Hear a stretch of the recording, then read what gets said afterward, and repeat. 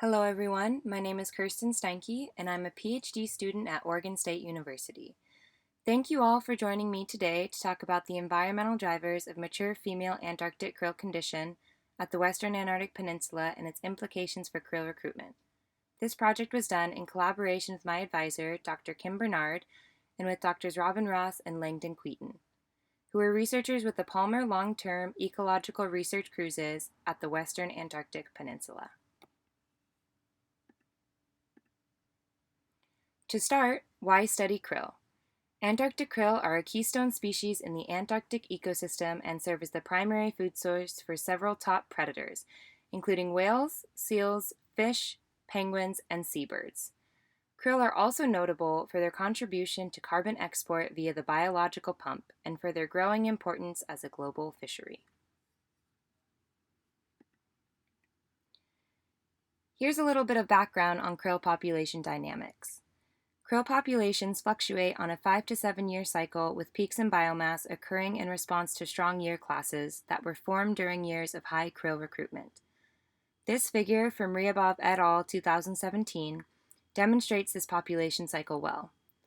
The first thing to mention about this figure is that the left panel shows results from krill collected during the Palmer Long-Term Ecological Research Cruises from 1990 to 2013 within the Western Antarctic Peninsula or WAP region. The right panel is modeled krill dynamics based on continuous growth and development of krill during their life cycle. This model assumes that growth, maturity, and fecundity are dependent on food and that food is based off of primary production levels. The figures at the top are showing the length frequencies of krill collected during the Palmer LTER cruises and the model length frequencies of krill over time. The middle figures show the krill recruitment index, which is a number out of 1 that is equal to the proportion of first-year recruits over the total krill population. The bottom figures are the total abundance of krill from 1990 to 2013. As you can see from this figure, the peaks in krill recruitment are driven by a large number of first-year recruits within the population. High krill recruitment then translates into high krill biomass every 5 to 7 years. Krill recruitment is primarily driven by two things: the overwinter survival of larvae, and krill reproductive output. In this study, I will be focusing on some of the factors that affect the physiological condition of mature female krill. With sufficient levels of energy from the environment, mature female krill will undergo several cycles of egg production throughout the spawning season and will exhibit higher levels of reproductive output with each spawning event. Thus, it is probable that female krill that are in better physiological condition will lead to higher levels of krill recruitment success through the introduction of greater numbers of larvae into the population. This study takes place at the Western Antarctic Peninsula. This is an important area because it is a spawning and nursery ground for krill. It's also a very interesting area because it's warming quicker than most other places on Earth. This figure on the left by Ludischer et al. 2015 shows the average annual increase in Antarctic air temperatures and its standard deviation at research stations throughout the continent. Red dots indicate a net warming, while blue dots indicate a net cooling. As you can see, there has been an increase in air temperatures at all research stations along the peninsula over the past 60 years. Winter air temperatures specifically have significantly increased.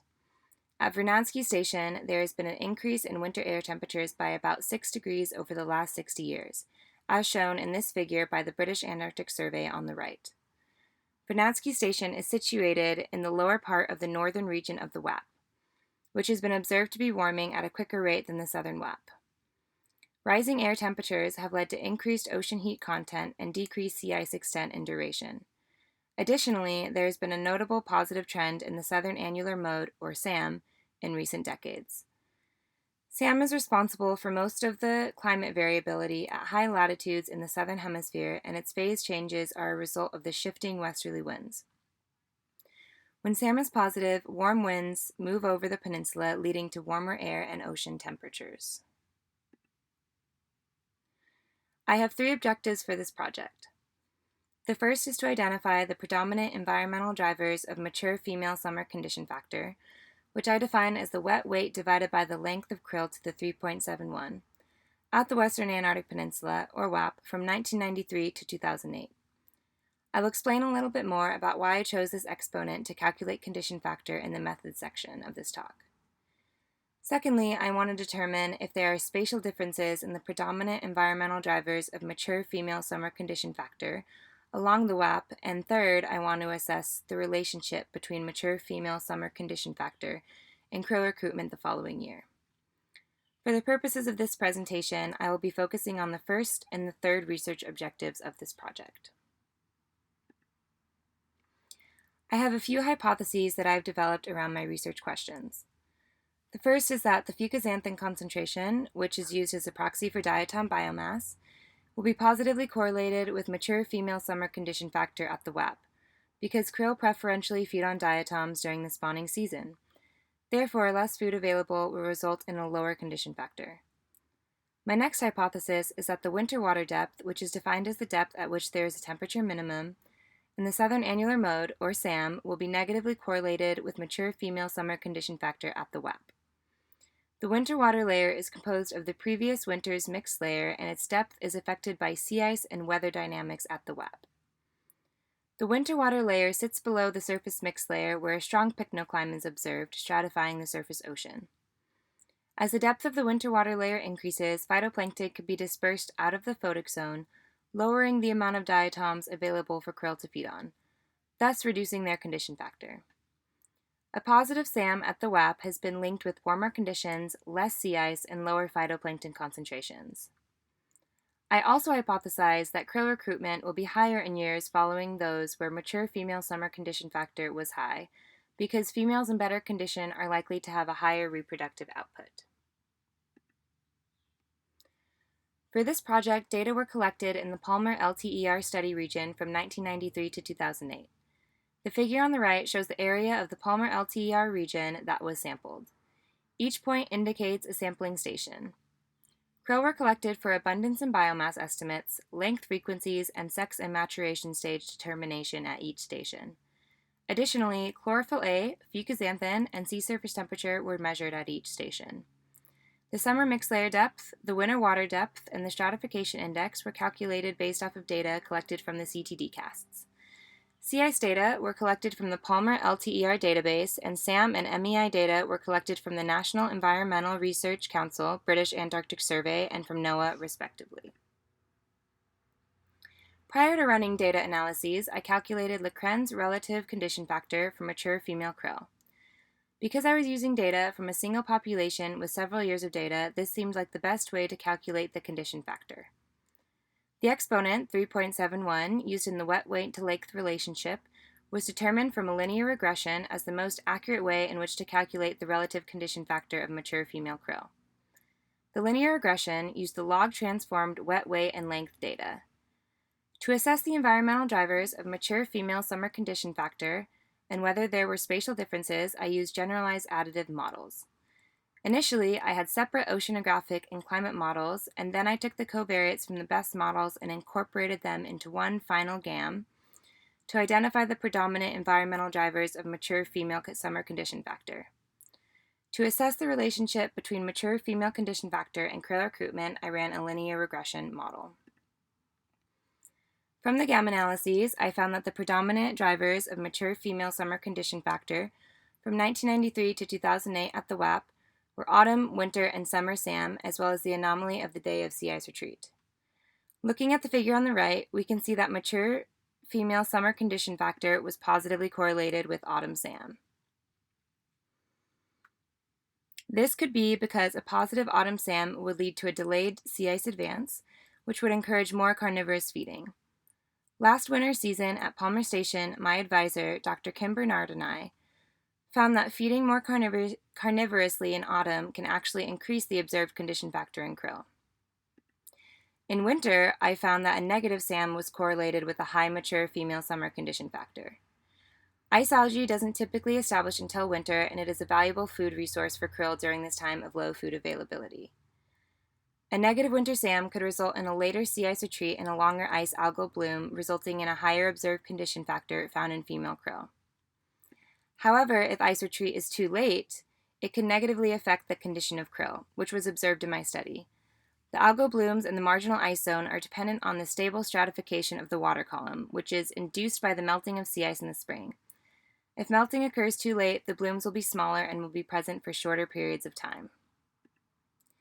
A negative summer SAM was found to be correlated with a higher observed mature female summer condition factor. A negative SAM in the summer results in cooler conditions and lower wind speeds over the peninsula, which could increase the water column stability and lead to greater and more frequent phytoplankton blooms at the WAP. In regards to the relationship between mature female summer condition factor and krill recruitment, I found that mature female summer condition factor was positively correlated with krill recruitment for the subsequent year. This is likely as a result of higher reproductive output from mature females in better condition. To wrap it up, this study has shown that seasonal variability leading up to the summer season can affect summer mature female krill condition factor, likely through changes in resource availability. A positive autumn SAM was correlated with a high mature female summer condition factor. A positive autumn SAM creates warmer conditions at the WAP, leading to a delayed sea ice advance and more carnivorous feeding, which would increase the lipid stores in krill.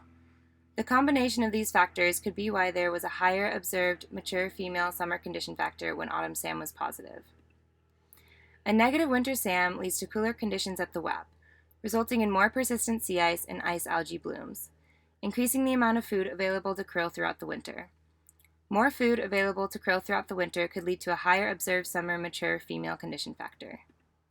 However, when sea ice retreat is too late, mature female summer condition factor could be negatively affected as stratification could be delayed, inhibiting phytoplankton blooms and subsequent feeding by krill. A negative summer SAM results in cooler conditions over the WAP, lower wind speeds, and a stable water column. The combination of these environmental changes would increase the water column stability and lead to a greater magnitude diatom blooms at the WAP. More diatom blooms during cool SAMs in the summer could result in a higher observed summer condition factor in mature female krill. Finally, in this study, I found that a high mature female krill summer condition factor led to higher levels of krill recruitment the subsequent year. Krill recruitment is important in maintaining krill populations, and mature female krill condition factor is linked to successful krill recruitment. The Western Antarctic Peninsula is a predominant krill fishing region in the Southern Ocean, and results from this study can be applied to population models for fishery management and for detecting zones along the WAP where krill populations are most vulnerable to environmental stressors.